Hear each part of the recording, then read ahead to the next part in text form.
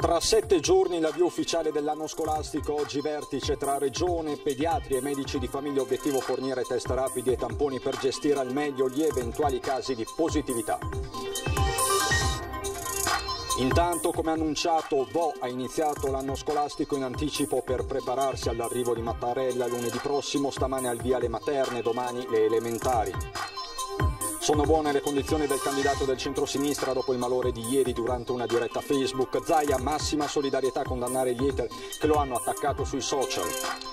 Nuova ondata di maltempo stamane con nubifragi e grandinate, colpito ancora una volta il Vicentino, disagi anche nel Padovano e in centro storico a Venezia. Babysitter veronese uccisa in Svizzera da un uomo con problemi psichici sotto gli occhi della bimba che accudiva, il killer freddato a colpi di pistola dalla polizia mentre ancora infieriva sul corpo. Paura per una 62enne di Rubano che si è trovata faccia a faccia in casa con due banditi che l'hanno legata e imbavagliata, i malviventi fuggiti con un orologio. Era in fuga dal 27 luglio scorso dal recinto del Casteller, catturato dal Corpo Forestale dello Stato in Trentino. L'orso M49 era bloccato in una trappola a Lago Rai. Bentrovati, buonasera telespettatori di Antenna 3. È il contagio da coronavirus, la contabilità di giornata ad aprire la nostra edizione regionale dei telegiornali. Lo vediamo subito, il bollettino della regione con azienda zero che parla di 54 casi di positività riscontrati in tutto il Veneto nella giornata di oggi. Se guardiamo alle ultime 24 ore i casi diventano 92. Verona è la provincia più colpita con 28 casi complessivi, poi c'è Venezia con Verona, Treviso invece per la prima volta dopo diversi giorni retrocede. Ci sono 2 decessi da segnalare nella giornata di oggi. Ieri sera erano 2130, oggi 2132, uno nel Vicentino, l'altro invece nel Trevigiano. E a proposito, lo avete visto in tanti, le immagini che hanno fatto il giro d'Italia della manifestazione di sabato a Roma, poi quella di ieri a Padova, ne parleremo anche nel corso di questo telegiornale, il popolo dei cosiddetti negazionisti, e proprio su questo ruota il nostro sondaggio questa sera. Ve lo chiediamo quindi: mascherina secondo voi è inutile, sì o no? Se sì, il numero è quello verde 0422 1626 691, se la vostra risposta è no 0422 1626 690. Una domanda secca, anche provocatoria se vogliamo. I risultati di questo sondaggio questa sera a partire dalle 21:15 in studio con Ferdinando Avarino, a Ring la trasmissione di prima serata di Antenna 3. Questo quindi il nostro sondaggio che arriva a pochi giorni dall'avvio dell'anno scolastico, un anno scolastico che si preannuncia su più fronti molto complicato e delicato. Oggi si è fatto il punto tra la regione, i medici di base, i pediatri, queste le linee, questi i risultati, vediamo. Il tentativo è quello proprio di far sì che siano i pediatri, i medici di medicina generale che potrebbero effettuare i tamponi ai propri assistiti, con una fornitura da parte della regione a tutti i medici e a tutti i pediatri.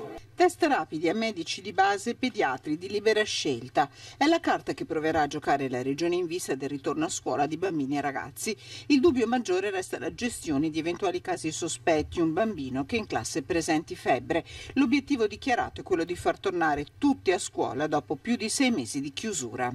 Le scuole aprono il 14, qualcuno hanno già riaprito, le scuole devono riaprire. Noi siamo pronti, stiamo mettendo a punto, in base a quelli che sono i protocolli nazionali, regionali, le indicazioni arrivate all'Istituto Superiore di Sanità, come affrontare gli eventuali casi positivi senza pensare di dover chiudere scuole, classi intere e quant'altro. La stretta alleanza tra famiglie, scuole, medici di famiglia è il jolly su cui si punta per vincere la scommessa del ritorno in sicurezza sui banchi. In regione è convocato un faccia a faccia con gli attori principali, pediatri e medici di famiglia, per chiarire i dubbi che tuttora restano. Oggi facciamo un incontro con i medici di famiglia e i pediatri proprio per creare una collaborazione attiva per intercettare e poi per cercare con noi insomma di ricostruire un po' la filiera epidemiologica, ma soprattutto con i tamponi rapidi dare una risposta molto veloce. Queste quindi le parole dell'assessore Lanzarin, ma oggi la scuola è cominciata in via del tutto eccezionale a Vo, dove fra una settimana si attende il Presidente della Repubblica Mattarella in visita. Vediamo com'è andato questo primo giorno di scuola. Lo zainetto sulle spalle, per mano alla mamma, la misurazione della febbre e poi via in classe. Primo giorno di scuola a Vo, il piccolo comune dei Colli Euganei, simbolo della pandemia, riparte prima con l'anno scolastico. Per i piccoli alunni la gioia di tornare in classe, l'emozione dei preparativi per l'arrivo della Presidente Mattarella. L'inizio anticipato infatti è proprio dovuto alla visita del Capo dello Stato. Questa mattina sono entrati in classe 19 piccoli della scuola dell'infanzia Gianni Rodari che hanno riabbracciato le maestre. C'era una forte emozione, sinceramente. Eravamo anche molto preoccupate, però i bambini ci hanno dato già subito, vedendoli erano sereni, avevano voglia di iniziare. I piccoli, 10 in più rispetto all'anno scorso, avevano voglia di riappropriarsi delle loro aule, dei giochi in giardino, dei loro armadietti colorati. Qualcuno ci ha detto proprio: maestra, lo zainetto pronto tutta l'estate per poter venire a scuola. Per qualcuno è stata lunga, proprio avevano voglia. Un ritorno alla normalità con qualche regola in più, come l'igienizzazione frequente delle mani e gruppi di lavoro separati. Le maestre indosseranno delle speciali mascherine trasparenti per mostrare il loro sorriso. È una scelta che abbiamo fatto, nei prossimi giorni anche le colleghe si sono attivate per avere questo tipo di mascherina qui, perché appunto crediamo che sia bello che i bambini possano vedere le nostre espressioni, il sorriso, soprattutto, che è mancato tanto in questi momenti. Giovedì inizieranno anche le elementari e le medie, circa 300 alunni in tutto. I banchi singoli e quelli con le rotelle sono già stati posizionati nelle aule e anche gli spazi comuni, grazie ad un finanziamento regionale di 70.000 euro, sono stati arredati con speciali attrezzature anti-Covid. Questi tavoli sono certificati MOCA. Quindi sono tavoli che prima della mensa vengono utilizzati per attività di co-working. Il tipo di materiale che è qui presente è con i pannelli, sono fonoassorbenti. Abbiamo un materiale che è trattato con un prodotto virucida, quindi significa facilmente igienizzabile. Le sedie, i banchi sono con le ruote, ma solo nella parte anteriore, così si possono spostare facilmente. Canti, laboratori, disegni. In questi giorni gli alunni lavoreranno per preparare l'accoglienza a Sergio Mattarella, un evento che, per consentire il rispetto delle norme anti-Covid, vedrà la presenza di un numero contenuto di ragazzi, circa 120 su 700. E i genitori hanno, io definirei in un'unica parola, hanno fiducia, ci stanno dando fiducia. Quindi loro sono fieri di far parte di questa scuola. E a voi, a scuola, oggi è arrivato anche il sindaco Giuliano Martini, che ha fatto il punto proprio dell'accoglienza al Presidente Mattarella. Lo accoglieremo a braccia aperte, siamo orgogliosi di avere il Presidente qui, stiamo preparando tutto per questa giornata importantissima per Vo. E cosa gli diremo non lo sappiamo ancora, sicuramente l'emozione sarà grande. Stiamo lavorando, noi non siamo molto bravi a parlare, ma quando ci mettete a fare qualcosa lo sappiamo fare bene. Il grande palco è quasi ultimato, serie tricolori sul prato, è quasi tutto pronto a Vo per l'arrivo del Presidente della Repubblica Sergio Mattarella il prossimo 14 settembre. Al lavoro, operativi, il piccolo paese dei Colli Euganei ha dimostrato durante le 2 settimane di zona rossa di essere un comune che non si scoraggia. Lo ha dimostrato mettendosi in fila per fare i tamponi, non una bensì 3 volte, e grazie a questo gesto lo studio sulla diffusione del coronavirus ha fatto passi da gigante. Sia stata anche per il lavoro che abbiamo fatto qui a Vo, che è stato un lavoro diventato poi il modello Veneto, che ha fatto scuola penso anche a livello mondiale, non solo nazionale, e quindi magari un riconoscimento per lo sforzo che tutti i cittadini hanno fatto, i bambini compresi, per sottoporsi ai tamponi, l'esame sierologico e quant'altro. E a pochi giorni dall'avvio dell'anno scolastico, Antenna 3 propone una serata di approfondimento proprio sui temi della scuola. Lo faremo giovedì in prima serata con Carmela Palumbo, direttrice dell'ufficio scolastico regionale. Sarà l'occasione per entrare nell'operatività delle linee guida e capire che inizio di anno scolastico attende ragazzi, genitori e più in generale tutti gli operatori del mondo della scuola. Potete già mandarci le vostre domande, le vostre curiosità, i vostri dilemmi al numero WhatsApp di Antenna 3, lo vedete, 351 1755 340.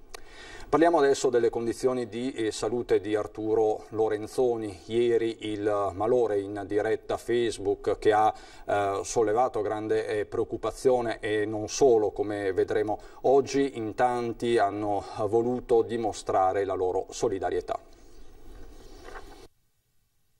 Si sono dati appuntamento davanti all'ingresso dell'ospedale di Padova per dimostrare affetto e vicinanza a Arturo Lorenzoni, candidato del centro-sinistra alla presidenza della regione, positivo al Covid e ricoverato dopo un malore. Un centinaio di persone, compreso uno dei figli di Lorenzoni, tornato da poche ore dalle vacanze e quindi non in quarantena, hanno voluto dimostrare all'ex vice sindaco che la squadra continuerà la campagna elettorale anche per lui. È stata una mobilitazione spontanea, un tam-tam da ieri. È simbolica ma reale perché siamo una squadra, la squadra che si è catalizzata attorno ad Arturo, che l'ha scelto, che sta costruendo un'alternativa per il Veneto, è fatta di queste persone e quindi è una dimensione corale che in questo momento di difficoltà vuole dire ad Arturo che ci siamo, che portiamo avanti noi il lavoro anche per lui, che non è solo e che gli siamo vicini. Sono tranquillissimo perché Arturo faceva l'apertura di una squadra di rugby importante di Padova, un trascorso da sportivo, un trascorso da rugbista, e questa cosa è una cosa che tranquillizza tutti e è una voglia sicuramente di recuperare prima possibile, e noi siamo qua per dirgli: dai Arturo, dai che ce la facciamo, dai, fai in fretta, perché noi prima di tutto viene la tua salute ma abbiamo bisogno di te. In mattinata le condizioni cliniche di Lorenzoni apparivano buone, il candidato ha dormito regolarmente tutta la notte, i medici che lo hanno visitato riportano una temperatura altalenante, ossigenazione buona e assicurano di proseguire con gli accertamenti. Nel frattempo Lorenzoni è in costante contatto telefonico con la famiglia e con gli amici e risponde alle centinaia di messaggi di solidarietà e incoraggiamento ricevuti. Al momento tutti gli impegni sono sospesi, le attività previste, anche online, per i prossimi giorni restano congelate. Ma purtroppo non c'è stata soltanto la solidarietà, ci sono stati anche molti leoni da tastiera che hanno colpito online, i cosiddetti hater. Contro di loro si scaglia anche il governatore del Veneto Luca Zaia. I denigratori devono essere condannati, lo dice senza mezzi termini il presidente della regione Luca Zaia, in merito a tutti gli haters intervenuti a commentare sui social il mancamento di Arturo Lorenzoni, candidato alla presidenza del Veneto per il centro-sinistra, positivo al Covid durante un collegamento via Facebook con il ministro degli affari regionali Francesco Boccia, si è sentito male. Mi spiace e ovviamente faccio gli auguri di pronta guarigione, come ho detto fin da subito con l'esperienza del Covid, e mi fermo lì. Ovviamente vanno condannati tutti coloro che poi ne fanno azione di denigrazione e di quant'altro, come ho letto sui social, perché devono essere condannati senza se e senza ma. E proprio durante la diretta Facebook il ministro Boccia ha garantito davanti alla platea veneta l'impegno assoluto sull'autonomia, ricordando la stretta di mano con il governatore Zaia, e ha ribadito la volontà di esserci, un tavolo a cui partecipano tutti, regioni, comuni e città metropolitane. Ci fa piacere che il ministro porti l'istanza dell'autonomia, hanno un dossier lì sul tavolo ormai da 3 anni e spero che ne venga fuori un bel lavoro, visto e considerato che noi i compiti per casa li abbiamo fatti, come abbiamo sempre detto, i veneti sono andati a votare, si è fatto un grande lavoro e quindi questo governo, che ormai è in carica da più di un anno, ha tutti gli elementi per decidere e chiamarci alla firma. Intanto il presidente è tornato a parlare anche di campagna vaccinale antinfluenzale, mai come quest'anno al centro dell'attenzione. Posso solo ricordare che noi per primi come regione abbiamo acquistato 1,5 milioni di dosi, investendo oltre 8 milioni di euro. I vaccini in Veneto non sono obbligatori, sono raccomandati, e quindi è facoltà di ogni cittadino provvedere alla vaccinazione per l'antinfluenzale, che è una campagna che si fa tutti gli anni. E a proposito di vaccino e dintorni, ieri a Padova si è tenuta una manifestazione dei cosiddetti negazionisti. Momenti di tensione si sono registrati con i giornalisti. Prato della Valle a Padova, teatro della manifestazione dei negazionisti del Covid. Circa 300 persone si sono date appuntamento, niente mascherina, niente distanziamento e momenti di tensione con i giornalisti. Durante la manifestazione, infatti, alcuni cronisti sono stati spintonati e allontanati in malo modo dai presenti, infastiditi dalle loro domande. I giornalisti sono stati circondati dal comitato di sicurezza che, come si vede dalle immagini, vestiva gilet arancioni.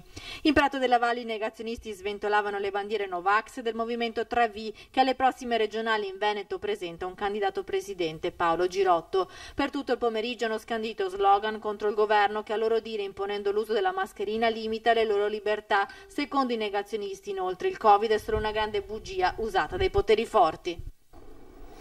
Ecco, quindi il dibattito è accesissimo, non manca anche di momenti di tensione. Proprio per questo vi poniamo questa domanda, se volete anche provocatoria. Mascherina secondo voi è inutile, sì o no? I numeri li vedete in sovraimpressione. Questa sera a partire dalle 21:15 l'esito del sondaggio a Ring con Ferdinando Avarino. Dopo la pubblicità ancora tanta cronaca dal nord-est.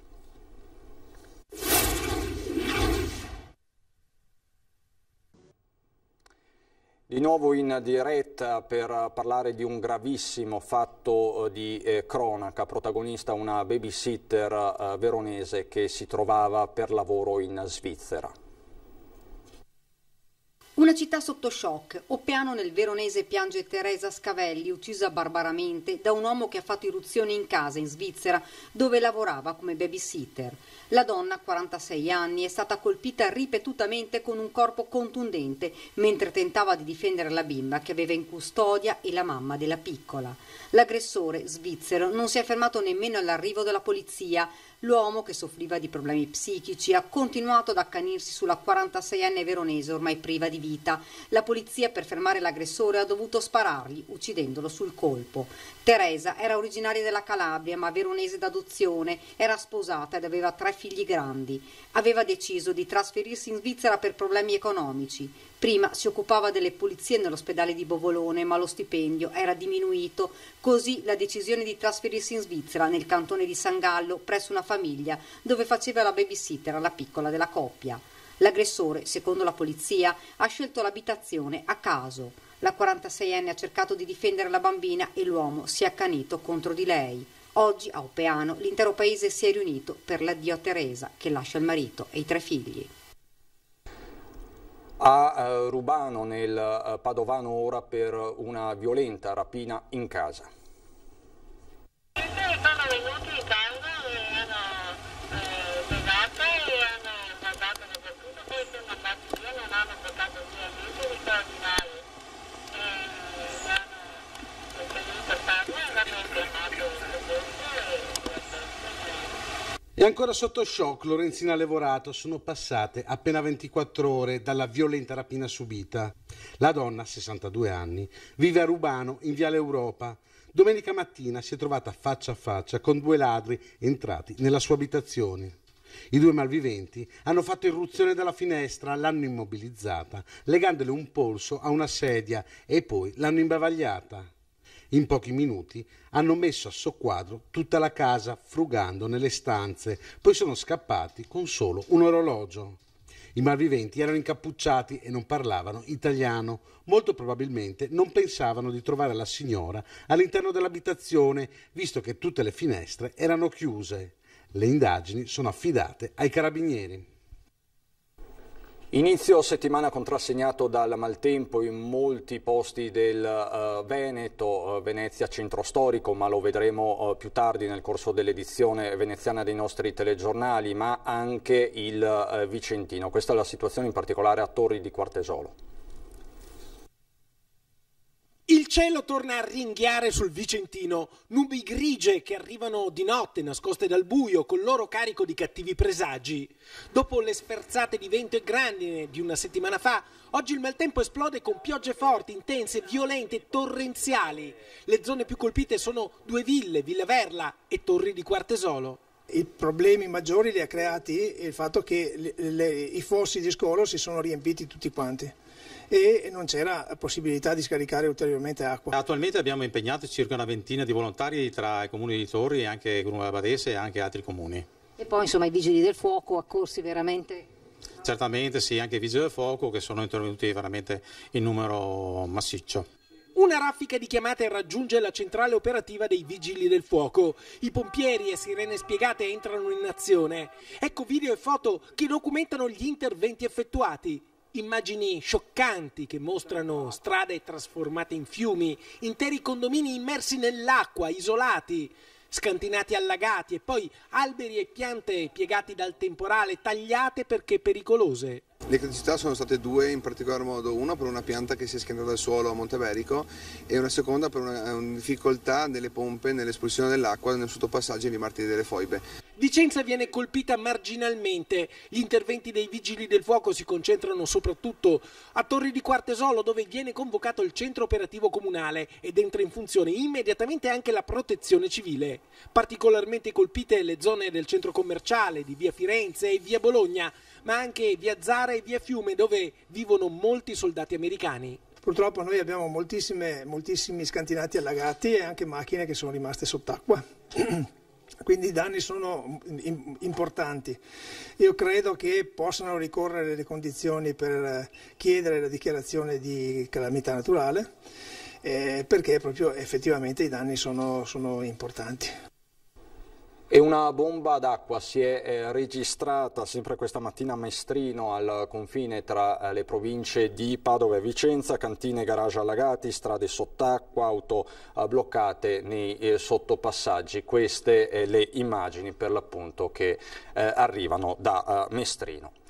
Andiamo adesso in Trentino, perché il Corpo Forestale Provinciale di Trento ha catturato l'orso M49, l'animale fuggito dal recinto del Castellera a fine luglio. L'operazione è stata portata a termine nella zona dell'Agorai, dove l'animale si trovava nell'ultimo periodo, attraverso una trappola a tubo. L'orso è stato nuovamente trasferito al recinto faunistico del Castellar di Trento, unica struttura in Trentino in grado di ospitarlo. Qui vedete le immagini, le avete appena viste, relative al corteo di auto che ha portato l'orso nel recinto, quella che a molti è sembrata una vera e propria scorta. Queste quindi le immagini del quotidiano L'Adige. La cattura fa tirare un sospiro di sollievo però alla Coldiretti del Trentino. Da solo M49, dicono gli agricoltori, è responsabile del 30% dei danni provocati dagli orsi in provincia di Trento. Questa sera c'è Ring alle 21:15 con Ferdinando Varino in studio. La politica sempre più alle corde, incombono del resto le elezioni regionali. In studio Daniela Sbrollini, candidato presidente Italia Viva, Marco Bonet, giornalista del Corriere del Veneto, Simone Scarabella, Movimento 5 Stelle, Domenico Presti, Lista Veneta Autonomia, Marco Carrai del Veneto Che Vogliamo, Paolo Girotto, candidato presidente del Movimento 3V Libertà di Scelta, e Ivan Compasso Grosny. Padova oggi è uno dei giornalisti che ieri sono stati aggrediti proprio nella piazza di Padova, quindi sentiremo anche la sua versione dei fatti. Questo il sondaggio che vi proponiamo questa sera. Mascherina secondo voi è inutile? Domanda provocatoria ma necessaria. Sì, il numero è quello verde, no, quello in rosso. È tutto davvero per questa edizione regionale, grazie per l'attenzione, ci sono le previsioni del tempo. Buona serata.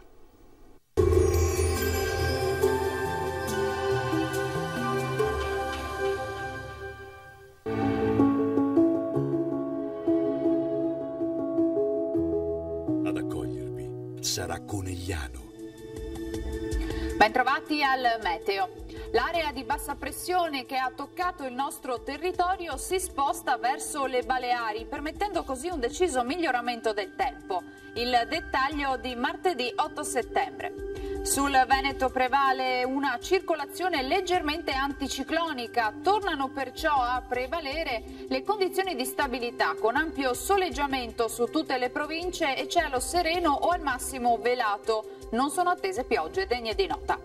Temperature in lieve aumento, minime fino a 18 gradi, valori massimi compresi invece tra i 24 e i 27 gradi all'incirca.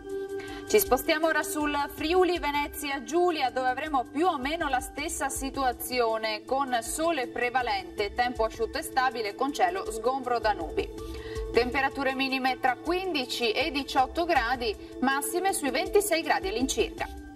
Infine uno sguardo alla situazione del Trentino Alto Adige, sempre tanto sole ovunque, qualche addensamento sui settori di confine, ma senza ulteriori conseguenze. Temperature minime sui 14-15 gradi, massime sui 27 gradi. Dal meteo per ora è tutto, io vi auguro un buon proseguimento in compagnia di Antenna 3. Arrivederci.